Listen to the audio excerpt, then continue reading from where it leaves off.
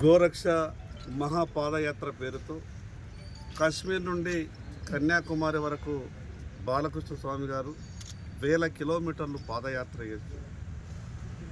గోవును రక్షించుకుంటే మనమంతా రక్షించబడతాం. ప్రకృతికి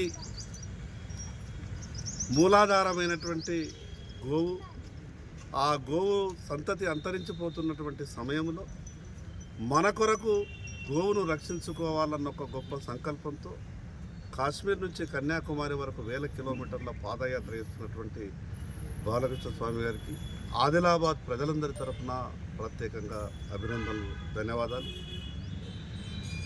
బాలకృష్ణ స్వామి గారి యొక్క ఆలోచన విధానాన్ని ప్రతి ఒక్కరు కూడా మనం ఆచరించాలి. 1000 కిలోమీటర్లు పాదయాత్ర చేసే అవకాశం మనకు లేనప్పటికీ మన పరిసర ప్రాంతాలలో గోవులను రక్షించుకునే విధంగా, గోవును రక్షించుకున్నప్పుడు భూమి రక్షించబడుతుంది. భూమి రక్షించబడ్డప్పుడు భూమి మీద నివసించేటటువంటి ప్రతి ప్రాణి కూడా రక్షించబడతారు. ఈ యొక్క మహాపాదయాత్ర ఆదిలాబాద్ మీదుగా ప్రయాణం సాగడం ఆదిలాబాద్ ప్రజల అదృష్టంగా భావిస్తారు.